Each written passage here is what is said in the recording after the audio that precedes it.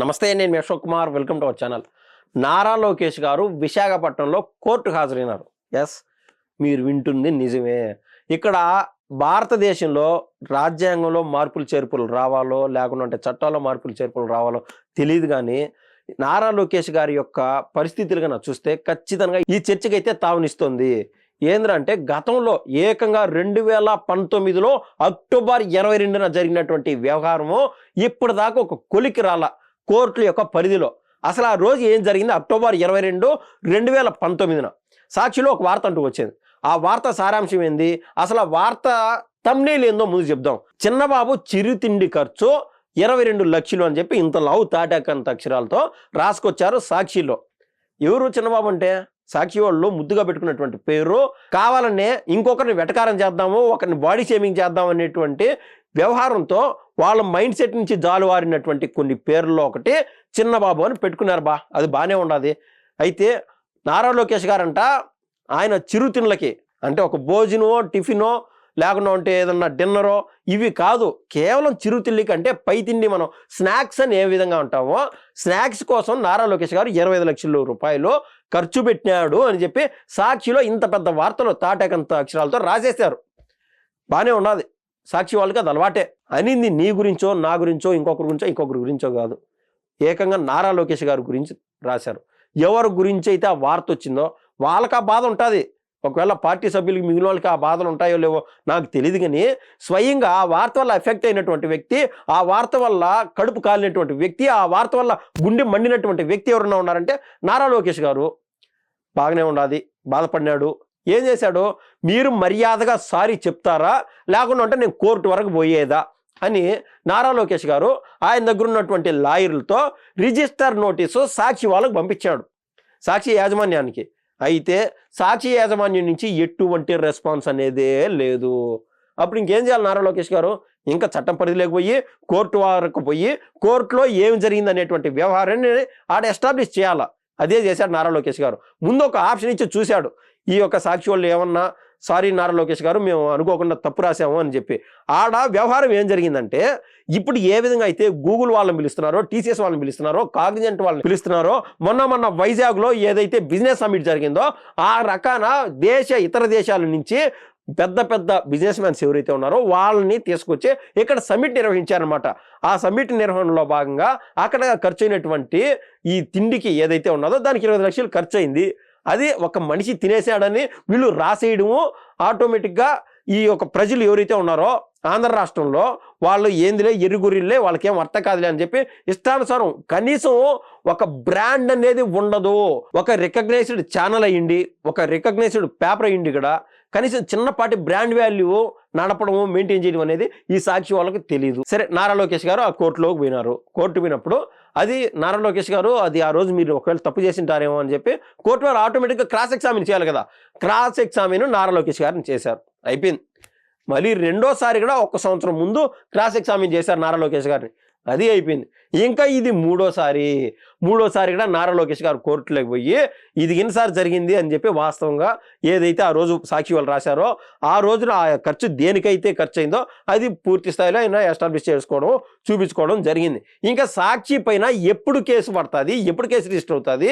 అసలు అంటే నారా లోకేష్ గారు వేసినటువంటి కేసు ఏంటంటే ఆయన పరువుకి భంగం కలిగించారు కాబట్టి పరువు నష్టం దావా కేసు వేశాడు నారా లోకేష్ గారు. దీనికి సాక్షి యాజమాన్యం ఖచ్చితంగా సమాధానం చెప్పాలా. సాక్షి వాళ్ళకి అబద్ధాలు చెప్పడం, అబద్ధాలు వండి మార్చడం పెద్ద వింత కాదు, విషయం కాదు. ఒక శాంపుల్ సైజ్ ఎగ్జాంపుల్ చెప్తా. సరే, ఈ శాంపుల్ సైజ్ ఎగ్జాంపుల్ కంటే ముందు అందరికీ స్పష్టంగా తెలిసిందే కాబట్టి స్వయంగా నారా లోకేష్ గారు తండ్రి అయినటువంటి నారా చంద్రబాబు నాయుడు గారి గురించే మాట్లాడదాం. ఏమని రాశారు ఆ రోజున? అసలు అది చూసినా కూడా అది కామెడీగా ఉంటుంది, అసలు అటువంటి వ్యవహారం కాదు, అసలు కల్లో కూడా ఊహించుకోలేం. నారా చంద్రబాబు నాయుడు గారి గురించి ఎంతసేపు సంక్షేమాన్ని అభివృద్ధిని సమపాలనలో ముందుకు తీసుకెళ్తా ఉంటే ఈయన చేసేటువంటి అభివృద్ధి ఏ రేంజ్లో ఉన్నదంటే ఆకాశాన్ని అంటుకునే విధంగా ఉంటుంది. మొన్న 23 నుంచి 25% మేర ఏదైతే విదేశీ పెట్టుబడులు కానీ దేశంలో ఉన్నటువంటి ఏదైనా పెద్ద పెద్ద కంపెనీల నుంచి పెట్టుబడులు రాబట్టడంలోనూ సాధించడంలోనూ నెంబర్ 1 స్థానంలో దేశంలో 100% కన్నా ఇస్తే దాంట్లో 25% ఒకే స్టేటు లాక్కునింది, ఒకే స్టేటు ఆకర్షించింది అని చెప్పి అభివృద్ధిని ఆ దిశగా తీసుకెళ్ళిపోతున్నాడు. ప్యారలల్గా సంక్షేమం విషయానికైనా వస్తే ప్రతి ఒక్కటి మహిళలకు ఉచిత బస్సు కానీ, గ్యాసులు ఇవ్వడం కానీ, లేకుండా ఉంటే 4,000 రూపాయలు పెన్షన్ ఇస్తామని కానీ ఇలా చెప్పుకుంటా ఉంటే కోకొల్లలో మధ్యాహ్నం కడుపు మండితే, కడుపు ఆకలి అయితే 5 రూపాయలకే ఎన్టీఆర్ క్యాంటీన్ ద్వారా ఆ భోజనం కల్పిస్తానే ఉన్నాడు. అట్లా అంటే అభివృద్ధి పరంగా ఒక రేంజ్లో ఉంటే సంక్షేమం అనేది జగన్మోహన్ రెడ్డి గారు ఎంత ఇచ్చారో అంతకు డబుల్ ఇస్తా ఉన్నా కూడా సంక్షేమం అనేది కంటికి కనపడడం ఆ స్థాయిలో అయిపోయింది అనమాట ఈయన చేసేటువంటి అభివృద్ధి వల్ల. సో ఈయనకి హత్య రాజకీయాలు ఇవన్నీ వాడి జోలు పోయి ఆ యొక్క ఇరకాటంలో ఇరుక్కొని ఆడి నుంచి బయటపడలేక ఇవన్నీ అసలు ఆ మైండ్ సెట్టే కాదు నారా చంద్రబాబు నాయుడు గారిది. అట్లాంటిది నారా చంద్రబాబు నాయుడు గారి పైన ఆ రోజు వివేకానంద రెడ్డి గారు చచ్చిపోయిన రోజు కింద షూస్ కాడి నుంచి చొక్కా పైన మరకలు, ప్యాంటు పైన మరకలు, పెద్ద కత్తి పట్టుకొని ఏ రేంజ్లో రాశారు మీరు ఆ రోజు వార్తలో నారా చంద్రబాబు నాయుడు గారి గురించి? ఆయనకి విఘ్నత లేకుండా ఉంటే మీ పైన సాఫ్ట్ కార్నర్ ఉన్నది, సాటి మనుషులే కదా, ఇంకన్నా మారుతారు అని చెప్పి ఆయన మీ పైన కేసులు ఇలా చెప్పనీలే ఎట్లా వాళ్ళకి అలవాటే కదా అని చెప్పి వదిలేశాడు. మిర్చి సినిమాలో హీరో ప్రభాస్ గారు ఏ విధంగా అయితే వాళ్ళ తండ్రి వరకు వస్తే ఆయన రియాక్ట్ అవుతాడో అదే విధంగా ఎప్పటిదాకా ఒక లెక్క, ఇంకా మీదట ఒక లెక్క, వచ్చాడు వాళ్ళ కొడుకు వచ్చాడు అని చెప్పి నారా లోకేష్ గారు, నాయన నీ మాదిరి ఉండలేను నేను, నా నైజు నాదే, నీ మాదిరి వీళ్ళు మాటలంటే సరేలే వాళ్ళ మురికిలో మనం ఎందుకు రాయేయడం అని చెప్పి మన పాటి పైన పోతా ఉండేటువంటి రకం నువ్వు, నేనైతే ఆ మాదిరి ఉండలేనని చెప్పి ఈయనైతే పరువు నష్టం దావా చేశారు. ఇంకా నేను ఇదే సాక్షి గురించి ఒక మాటలో ఫైనల్గా ఒక మాట చెప్పాలంటే, వాళ్లకు అబద్ధాలు రాయడం ఎంత సునాయాసంగా ఎంత ఈజీగా ఉంటుందంటే, ఆంధ్ర తెలంగాణ బార్డర్, ఆ బార్డర్లో దాదాపు 1.5 కిలోమీటరు బఫర్ జోన్ ఉంటుంది అనమాట. ఆ కర్నూలు దగ్గర, తెలంగాణ దగ్గర. అక్కడ తెలంగాణకు సంబంధించినటువంటి ఒక రైతు, 80 ఏళ్ళ రైతు, ఒక ముసలాయన చచ్చిపోతే మన సాక్షి వాళ్ళు ఏం రాశారు తెలుసా? కర్నూలు జిల్లా వాసి చచ్చిపోయినాడు, ఎందుకురా చచ్చిపోయినాడు అంటే పాప మా ముసలాయన ఇంకొచ్చే నెలలో పెన్షన్ అందదేమో అనేటువంటి బాధతో చచ్చిపోయినాడు అని చెప్పి ఏకంగా మొన్న ఈ యొక్క కూటమి ప్రభుత్వం ఏర్పడిన తర్వాత 4 నెలలు 5 నెలల గ్యాప్లో వీళ్ళ పైన రాజేశారు. ఈ నారా చంద్రబాబు నాయుడు గారి పైన, ఆ ప్రభుత్వం పైన నెపం పడి ఉంటుంది అని సింపుల్గా రాజేశారు. ఇంకొచ్చే నెలలో పెన్షన్ రాదేమో అని భయంతో అంట.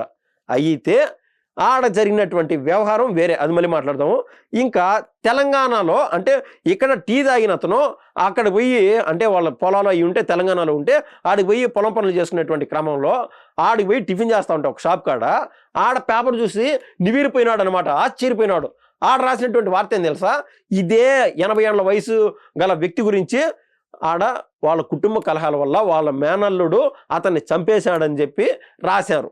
అది చూడండి, ఇంకా చంపేశాడనో లేకుంటే మనస్తాపంతో చచ్చిపోయినాడనో రాశారు, కానీ పెన్షన్ రాలేదని చచ్చిపోయినాడని చెప్పి ఈడొచ్చి ఏపీలో ఆ నెపం వీళ్ళపై నెట్టడం. అంటే ఆ 1.5 కిలోమీటర్ యొక్క గ్యాప్లోనే వార్తలు చూడండి సాక్షి వాళ్ళ చేతల్లో ఏ రేంజ్లో మారుతాయి. అదే అనేది తిమ్మి బొమ్మి అవ్వచ్చు, బొమ్మి తిమ్మి అవ్వచ్చు అని చెప్పి వార్తలు ఆ 1.5 కిలోమీటర్ గ్యాప్ లోపే రకరకాలుగా వండి వచ్చేసారు వార్తలు. ఏంటంటే తెలంగాణలో ఉన్నటువంటి ఎవరైతే విద్యావంతులు ఉంటారో, రైతులు కావచ్చు, ఏ వర్గానికి చెందిన వారైనా వాళ్ళు చైతన్యవంతులు, ఇక్కడ ఆంధ్రాలో ఉండేవాళ్ళు ఎర్రిగొర్రెలు అనేది సాక్షి వాళ్ళ ఫీలింగు. ఏదేమైనా కూడా నారా లోకేష్ గారు ఎప్పటి నుంచో ఆయన బాధపడినాడు కాబట్టి ఆయన బాధపడి కోర్టులో కేసేశారు. ఇప్పుడు థర్డ్ హియరింగ్ అయింది, 3వ సారి కూడా క్రాస్ ఎగ్జామిన్ అయిపోయింది. ఈ సాక్షి వాళ్ళ పైన పడినటువంటి పరువు నష్టం దావా ఏదైతే ఉండదో అది ఒక కొలికి వస్తుందని నేనైతే అభిప్రాయపడుతున్నాను. ధన్యవాదాలండి.